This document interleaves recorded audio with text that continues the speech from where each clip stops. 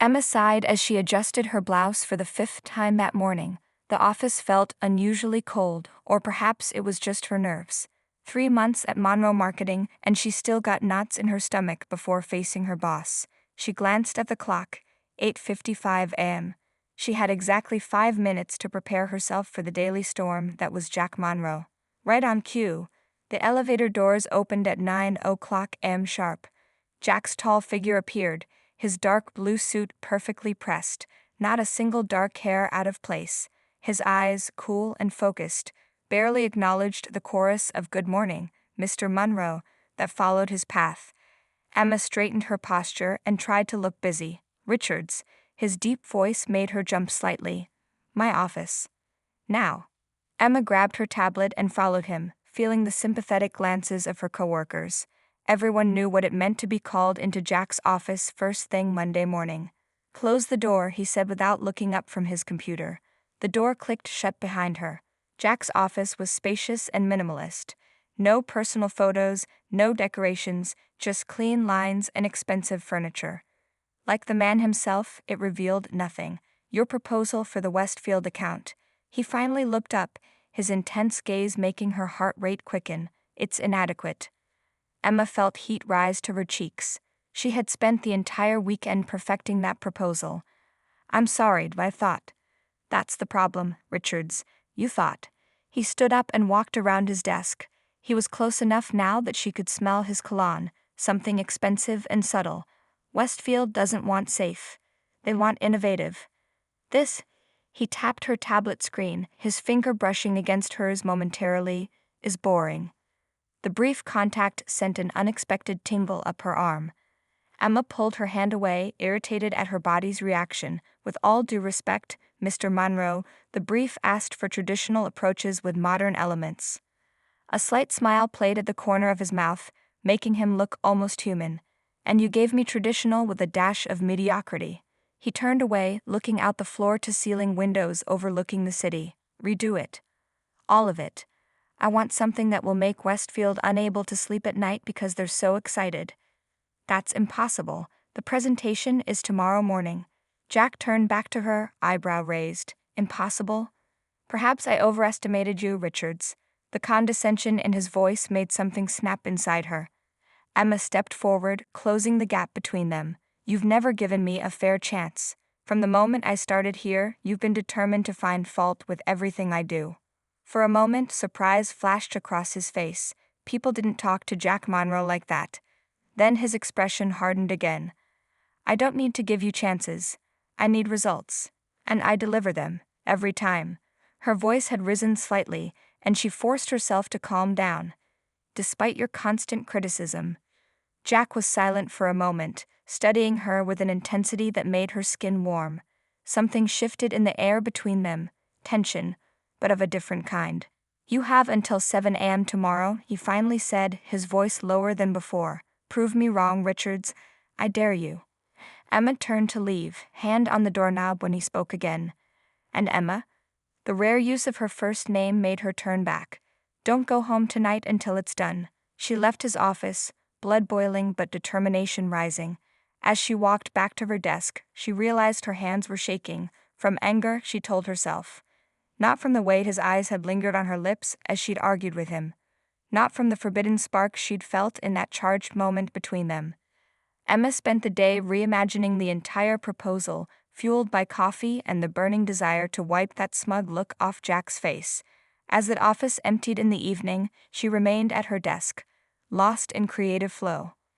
At 10 p.m., she looked up to find Jack standing by her desk, jacket off, sleeves rolled up to reveal strong forearms. He placed a coffee beside her without a word. "I don't need your charity," she said, though the smell of fresh coffee made her mouth water. "It's not charity, it's fuel." His voice lacked its usual edge. "You're going to need it." As he walked away, Emma couldn't help but notice how different he looked in the dim evening light of the office. Less the tyrant boss, more a man with shoulders carrying invisible weights. She took a sip of the coffee, prepared exactly how she liked it, though she couldn't remember ever telling him her preference. For just a moment, Emma wondered what kind of man Jack Monroe was when he wasn't being her hateful boss. The thought distracted her for longer than she cared to admit. Emma woke with a start, her cheek pressed against her keyboard. The office was dark except for her desk lamp. Her watch showed 2:17 a.m. She had fallen asleep working on the Westfield proposal. A movement caught her eye. Jack was still here, in his office, visible through the glass walls. His tie was gone, shirt unbuttoned at the top, as he paced back and forth on the phone. His face showed something she had never seen before: worry. Emma pretended to work as Jack ended his call and walked out of his office. To her surprise, he headed straight for her desk. "You're still here."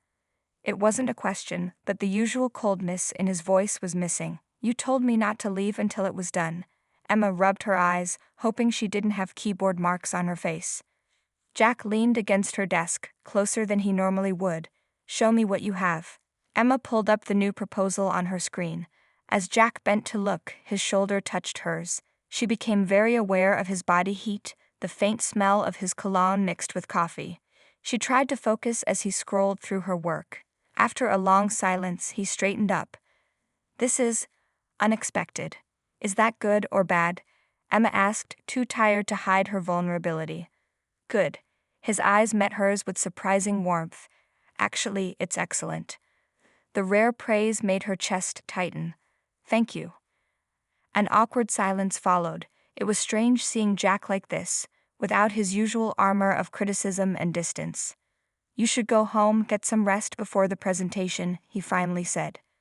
"What about you?" The question slipped out before she could stop it. Something like pain flashed across his face. "I have some personal matters to handle." Emma nodded, not sure why she felt disappointed.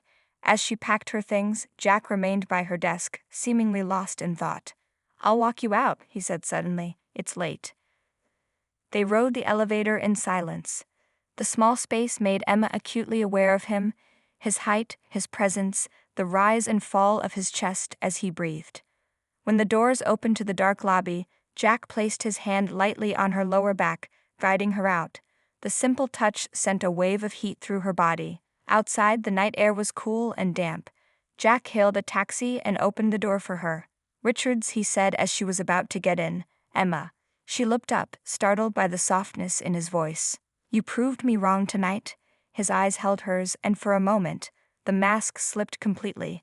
There was admiration there, and something deeper that made her breath catch. "Maybe that's what I've been waiting for," he added quietly, almost to himself. Before Emma could respond, his phone rang. The moment shattered as he checked the screen, his face hardening again. "I have to take this. Rest well." He stepped back, already answering the call. The taxi ride home was a blur. Emma's mind kept replaying the evening, Jack's rare praise, the touch at her back, the unguarded moment outside the building. What had he meant? Was there more to her difficult boss than she had allowed herself to see? The next morning, Emma arrived early for the Westfield presentation, nervous but confident in her work. Jack was already there, back to his immaculate self, tailored suit, perfect hair, composed expression. He barely acknowledged her as the clients arrived. During the presentation, Emma spoke with passion about her new concepts. The clients were engaged, asking questions, nodding along, but it was Jack she couldn't help watching. He stood at the back, arms crossed, face unreadable. Then came a challenging question from Westfield's marketing director. Emma hesitated, unsure how to respond. Just as panic began to rise, Jack stepped forward. "If I may," he said smoothly, "what Emma has developed here is precisely what makes her one of our most valuable team members." The room seemed to freeze. Emma stared at him in disbelief as he continued, building on her ideas with perfect clarity, defending her work as if it had been his own vision all along. When the clients left, clearly impressed, the office burst into congratulations. In the excitement, Emma found herself face to face with Jack. "Well done," he said, his voice professional but his eyes holding that same warmth from last night. "You defended me," Emma said quietly. "Why?" Jack's gaze flickered to her lips for a fraction of a second. "Because you earned it." He walked away, leaving Emma more confused than ever. Her hateful boss wasn't supposed to make her feel this way. A mixture of pride, curiosity, and a dangerous, growing attraction that had no place in their professional relationship. That night, Emma stayed late again, though there was no urgent work to complete. She told herself she was catching up on emails. But when Jack emerged from his office, jacket off and sleeves rolled up like the night before, she admitted to herself the real reason she had stayed. "We need someone at the Chicago conference," Jack announced during the Monday meeting. "Westfield wants follow-up concepts after your presentation."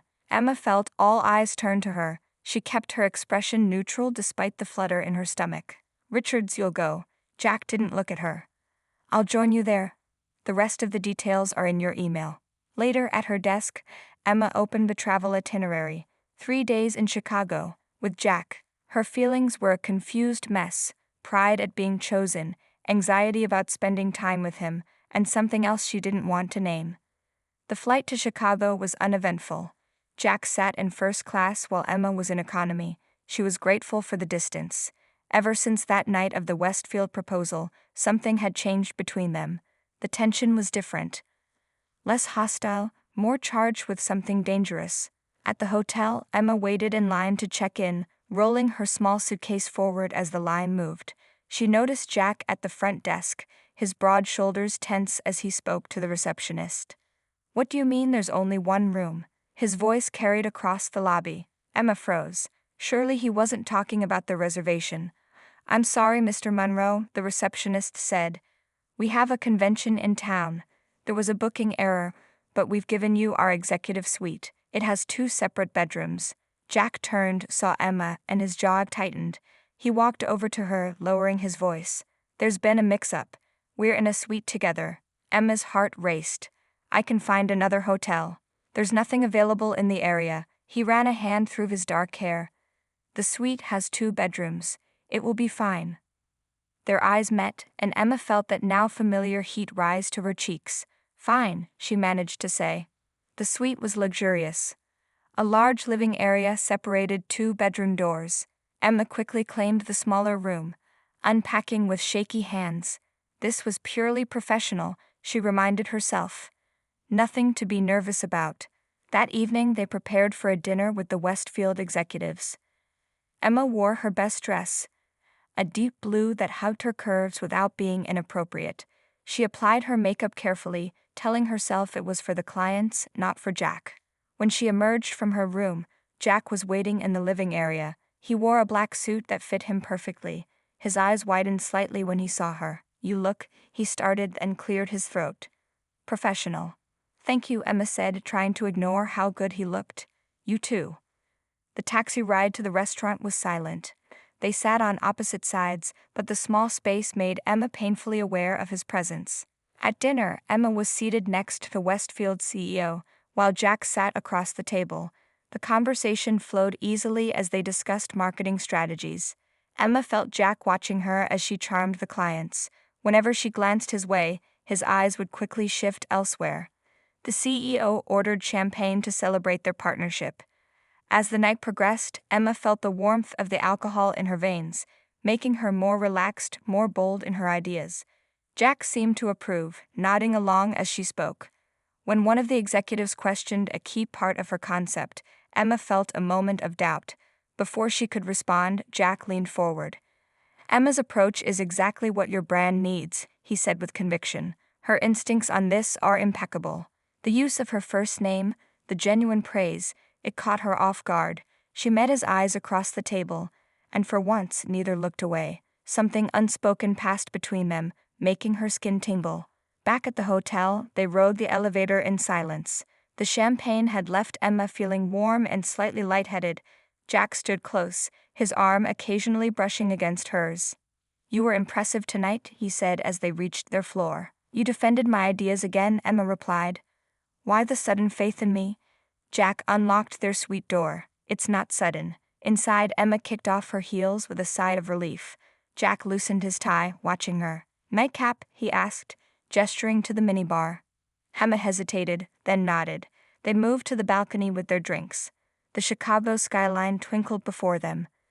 The night air was cool, making Emma shiver slightly. Without a word, Jack removed his jacket and placed it around her shoulders. The warmth of it, the scent of him enveloping her, made Emma's heart pound. "I've always seen your potential, Emma," he said quietly, staring out at the city. "From the first day." "You had a strange way of showing it," she replied, turning to face him. His eyes met hers, intense and unguarded. I pushed you because I knew you could take it, because you're extraordinary. The flight back from Chicago was tense. Emma and Jack barely spoke, both pretending to be absorbed in work.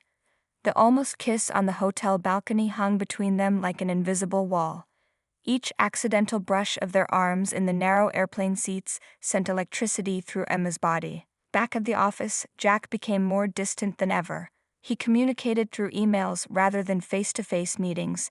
When they did have to be in the same room, he was coldly professional, never meeting her eyes for more than a second. Emma told herself it was for the best. Whatever had almost happened in Chicago was a mistake, fueled by champagne and the excitement of the deal. Still, she couldn't help feeling a sharp disappointment when Jack would walk past her desk without a glance. 2 weeks after Chicago, Emma was working late again. The office was nearly empty. She was about to leave when she heard Jack's raised voice coming from his office. Curious, she moved closer. "I don't care what it costs," he was saying into his phone. "Just make sure she gets the best care possible." There was a pause. "No, I'll transfer more money tomorrow. The treatment has to continue." His voice broke slightly. "She's all I have left." Emma stepped back, feeling like an intruder. She had never heard Jack sound so vulnerable, so human. Who was he talking about? The next day, Emma noticed dark circles under Jack's eyes. He looked exhausted, the perfect facade cracking. When he snapped at an intern during a meeting, making the young man nearly cry, Emma decided she had to say something. She knocked on his office door after everyone had gone to lunch. "What is it, Richards?" Jack didn't look up from his computer. "Are you okay?" she asked simply. His head jerked up, surprise crossing his face before the mask slipped back into place. "I'm fine. Is there a work matter you need to discuss?" Emma hesitated, then closed the door behind her. "I heard you on the phone last night." Jack's expression hardened. "Eavesdropping now?" "No, Emma took a deep breath. "I heard enough to know something's wrong. Someone's sick." For a moment, she thought he would throw her out of his office. Instead, his shoulders sagged, the fight leaving him. "My sister," he said quietly, "leukemia. She needs an experimental treatment that insurance won't cover." Emma's heart clenched. "I'm so sorry, Jack." "I don't mean your pity," he said, but there was no bite in his words. "It's not pity." Emma moved closer to his desk. "It's human concern." Their eyes met, and for once Jack didn't look away. The vulnerability in his gaze made Emma's chest ache. "Is there anything I can do to help?" she asked softly. Jack shook his head. "Just, don't tell anyone. I don't mix my personal life with work." Emma nodded, understanding now why he kept everyone at a distance. "Your secret is safe with me." That night, Emma researched leukemia treatment fundraisers. She found a charity that matched donations for experimental cancer treatments. Without thinking twice, she set up an anonymous donation in Jack's sister's name, using half of her savings. A week later, Jack called Emma into his office. His expression was unreadable as she sat across from him. "Did you do this?" He turned his computer screen toward her. It showed the donation confirmation email. Emma's heart raced. "I don't know what you're talking about." Jack's eyes searched her face. "The charity called my sister. They said an anonymous donor had made a contribution specifically for her treatment. A significant contribution. Maybe you have other friends," Emma suggested, not meeting his eyes. "I don't have friends," Jack said bluntly, "and only one person at this company knows about my sister's condition." The silence stretched between them. Finally, Emma spoke. "She deserves the best care possible." Jack stood suddenly and walked around his desk. Emma rose too, unsure what to expect. To her shock, he pulled her into a tight embrace. His strong arms wrapped around her, his face buried in her hair. Emma froze for a moment before melting against him, her hands tentatively coming up to rest on his back. "Thank you," he whispered, his breath warm against her ear. Emma felt the solid beat of his heart against her chest. This close, she could smell his cologne, feel the warmth of his body through his shirt. Something shifted inside her, the last of her resentment toward him dissolving. When Jack finally pulled back, his hands lingered on her arms. His eyes were suspiciously bright. The annual company retreat arrived at the perfect time. Emma needed space to sort out her confused feelings for Jack. 3 days at a mountain resort with team-building exercises seemed like the ideal distraction. On the bus ride, Emma deliberately sat with the creative team, avoiding Jack, who sat alone in the front. Still, she couldn't help stealing glances at his profile as he stared out the window, lost in thought. The resort was beautiful, wooden cabins surrounded by pine trees and mountains. Emma shared a cabin with 2 other women from marketing. Jack had a private cabin as department head. The first day was filled with group activities. During lunch, Emma found herself alone at the buffet table when Jack approached. "How's your sister?" she asked quietly, filling her plate. A small smile touched his lips. "Better. The treatment is working." His eyes met hers. "Thanks to you." Emma felt her cheeks warm. "I'm glad." "We need to talk, Emma," Jack said, his voice low. "About what happened in my office. About Chicago." Before she could respond, the team-building coordinator called everyone outside for the afternoon session. Jack gave her a look that said their conversation wasn't over. The afternoon activity was a trust exercise. Teams of 2 had to guide each other through an obstacle course, one person blindfolded. Emma's heart sank when Jack was assigned as her partner. "I'll be blindfolded first," Jack said, surprising everyone by volunteering. Emma watched as he placed the blindfold over his eyes. It was strange seeing him so vulnerable, this man who always seemed in control. "Ready when you are, Richards," he said, using her last name for the benefit of their colleagues. Emma took a deep breath and placed her hand gently on his arm. "Step forward 3 paces, then stop." She guided him carefully through the course, her hand sometimes on his back, sometimes holding his arm. Each touch felt intimate despite their audience. "There's a log to step over," she said, her voice close to his ear. "Lift your right foot now." Jack followed her instructions perfectly. His trust in her was unexpected and oddly moving. When they finished, Emma was blindfolded next. The world went dark, and she felt a moment of panic until Jack's hands settled firmly on her shoulders. "I've got you," he said, his mouth close to her ear. "Just listen to my voice." His deep voice guided her, his hand steady and sure on her shoulders or the small of her back. Emma found herself trusting him completely, despite their complicated history. They finished the course with the best time, earning cheers from their colleagues. When Emma removed her blindfold, Jack was looking at her with an intensity that made her breath catch. Later that evening, a storm rolled in. The power went out across the resort.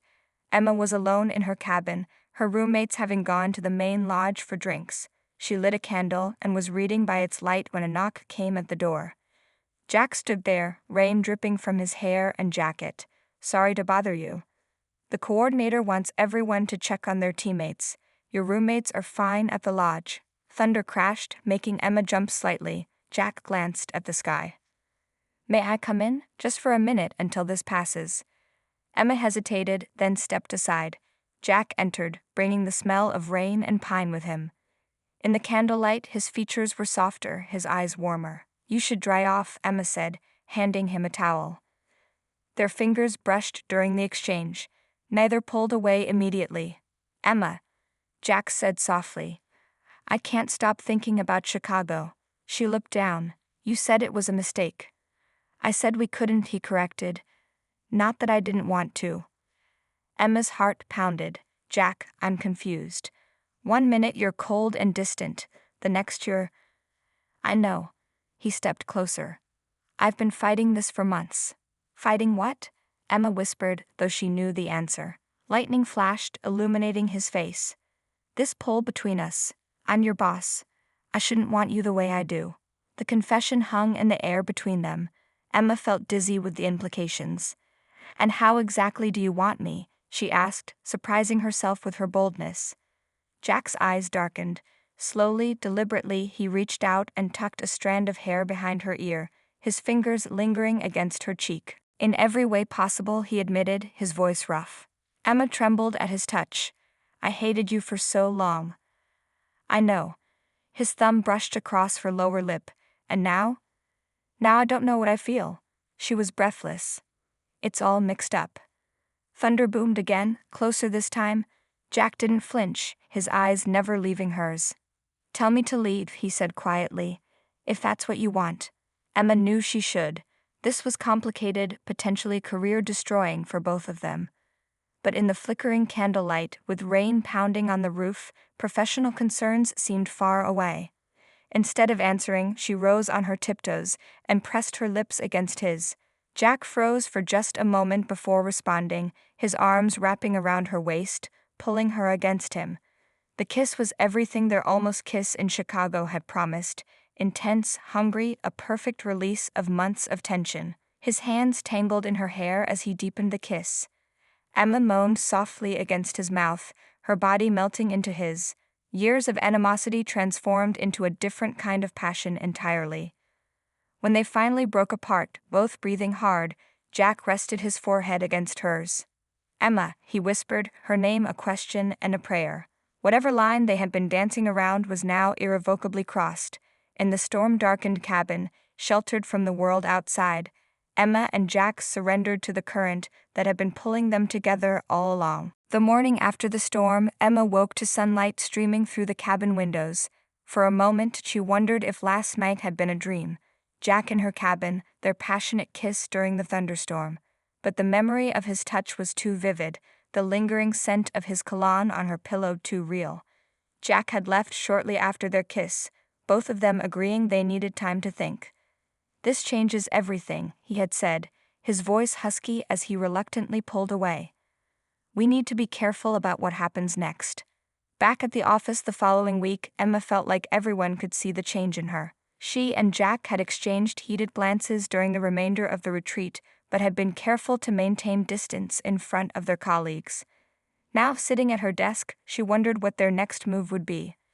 Jack's door remained closed most of the day. When he finally emerged for the afternoon meeting, his eyes briefly met hers before he addressed the team. "The Peterson account needs immediate attention," he announced. "We're looking at a complete rebrand on a tight deadline. I need my best people on this." He assigned various tasks, deliberately leaving Emma for last. "Richards, I need you to develop the core messaging. See me after the meeting to discuss details." Emma's heart raced as her coworkers filed out after the meeting. When they were alone, Jack closed the door. The click of the lock seemed impossibly loud in the quiet room. "Emma," he said, her name sounding different on his lips now. "We need to talk about what's happening between us." She nodded, trying to appear calm despite the fluttering in her chest. "I know." Jack ran a hand through his dark hair, a gesture she now recognized as one of his few tells when he was uncertain. "What happened at the retreat? I don't regret it. But this is complicated." "Because you're my boss," Emma said softly. "Yes." Jack moved closer. "The company has strict policies about relationships between managers and their direct reports." Emma felt a pang of disappointment. "So this, whatever this is, it has to stop." Jack's eyes darkened. That's the responsible answer. He was close enough now that she could feel the heat from his body. "But it's not the one I want to give." They stood in silence, the tension between them electric. Emma knew the sensible choice was to end things before they truly began. Her career was important, and office relationships rarely ended well, yet the pull toward Jack was undeniable. "What do you want, Jack?" she finally asked. Instead of answering, he reached out, his fingers lightly tracing her cheek. "I've never wanted anyone the way I want you. Not just physically, though God knows that's driving me crazy. I want all of you, your mind, your fire, your stubbornness." Emma leaned into his touch. "People will talk." "Let them," Jack murmured, his thumb brushing her lower lip. "We'll be discreet at work, professional. No one needs to know until we figure this out ourselves." "And what about the company policy?" Jack hesitated. "I've been thinking about that. There might be a way around it. A transfer to another department, perhaps." "You want me to leave your team?" Emma asked, surprised by the sharp disappointment she felt. "No," Jack said firmly. "The last thing I want is to not work with you. But your career matters to me, Emma. I won't let this relationship hold you back." The word relationship hung in the air between them. Was that what they were starting? After months of animosity, then grudging respect, then undeniable attraction, were they now crossing into something more meaningful? "We should take this slowly," Emma said, though every part of her was drawn to him. "See if we can make it work professionally before we get in deeper." Jack nodded, though his eyes told her how difficult restraint would be. Wise as always, Richards. His formal use of her last name made her smile. She reached up and straightened his tie, a small, intimate gesture that felt both daring and right. So we'll keep things strictly professional at work. Absolutely, Jack agreed, his voice rough as he captured her hand against his chest. Which means I can't do what I've been thinking about all day. And what's that? Emma asked, her breath catching. This, Jack whispered, dipping his head to brush his lips against hers in a kiss that started gentle but quickly deepened. Emma responded instantly, her arms sliding around his neck as he backed her against his desk.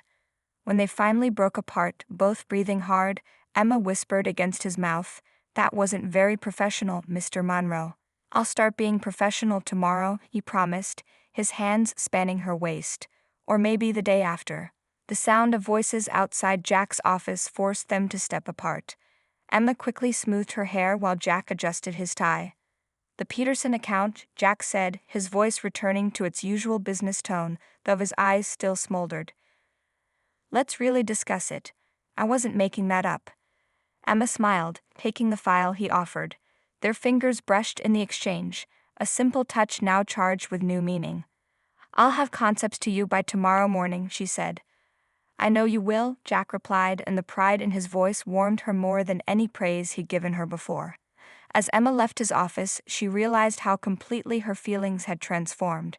The man she had once called her hateful boss now held her heart in his hands, and somehow, against all odds, she trusted him with it. Rumors spread quickly at Monroe Marketing. Despite Emma and Jack's attempts to keep their relationship private, curious glances and whispered conversations followed them.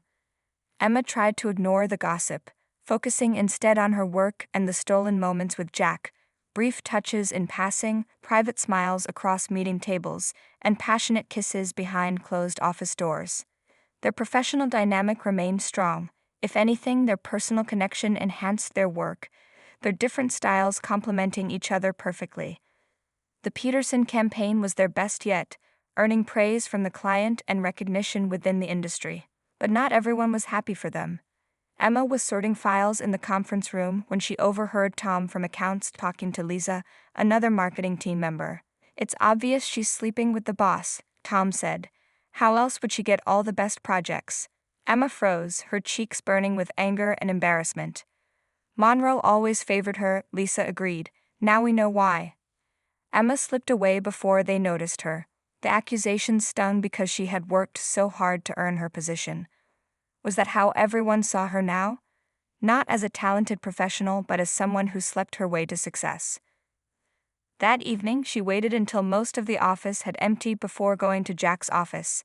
He looked up with a smile that faded when he saw her expression.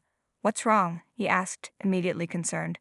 Emma closed the door. "People are talking, Jack. They're saying I'm only successful because we're together." Jack's jaw tightened. "Who said that?"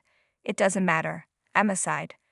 "What matters is that my reputation is being questioned. Everything I've worked for." Jack stood and came around his desk, taking her hands in his. "Your work speaks for itself, Emma. Anyone who can't see your talent is a fool." "But the perception matters. You know it does." She squeezed his hands. "Maybe we need to rethink this." Fear flashed in Jack's eyes. "Rethink us?" "No," Emma quickly assured him. "Not us. Just how we handle our professional relationship." Before Jack could respond, a knock came at the door. Without waiting for an answer, Robert Chen, the company's CEO, entered. His expression was serious as he took in their clasped hands. "Mr. Monroe, Ms. Richards, I was hoping to catch you both." His tone was carefully neutral. "There have been concerns raised about your personal relationship and its impact on the workplace." Emma felt Jack's hands tighten around hers before he released them and faced Robert directly. "With all due respect, sir, my personal life becomes company business when it involves a direct report," Robert finished. "You know the policy, Jack." Emma stepped forward. "Sir, our relationship hasn't affected our work. In fact, the Peterson campaign was excellent," Robert acknowledged. "I'm not questioning your abilities, Ms. Richards, but the appearance of favoritism can be as damaging as actual favoritism."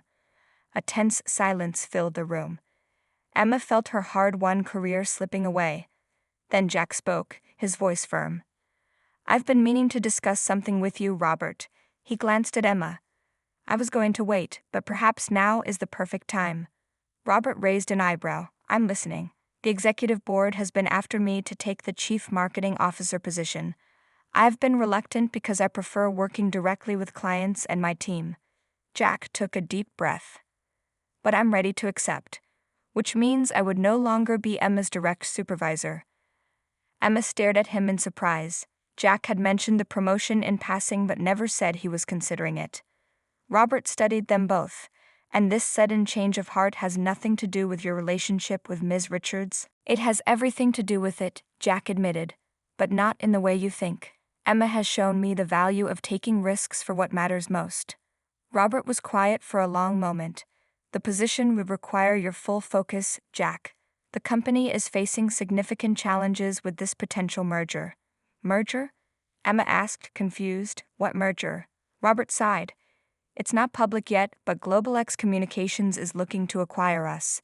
If the deal goes through, most of our departments will be absorbed into their existing structure, including marketing. The news hit Emma like a physical blow, so we could all lose our jobs. Many positions would become redundant, Robert confirmed grimly. Jack's expression shifted from surprise to determination. Not if we prove our value is greater than the sum of our parts. He turned to Emma. The Peterson approach. What if we'd applied that thinking to our entire company brand? Emma caught his train of thought immediately. A complete reinvention that showcases our unique methodology, something GlobalX would want to preserve rather than dismantle. They began trading ideas rapidly, forgetting Robert's presence until he cleared his throat. This is exactly why I've wanted you in the executive suite, Jack. And why Ms. Richards is too valuable to lose. He shook his head, a reluctant smile forming. Work up a proposal. If you can save this company, I don't care who's dating whom. After Robert left, Emma turned to Jack. You never told me about the CML position. Jack pulled her close. I was afraid it would change things between us, that you'd think I was abandoning our team. Never, Emma said, resting her head against his chest. I'm proud of you. Jack tilted her chin up. We're going to save this company, Emma, together, just like we've done everything else these past months. As his lips met hers, Emma marveled at how completely her life had transformed. The man she once thought she hated had become her greatest ally, her most passionate lover, and her truest partner. Whatever challenges came next, workplace gossip, company mergers, or career shifts, they would face them together, their once adversarial relationship now their greatest strength.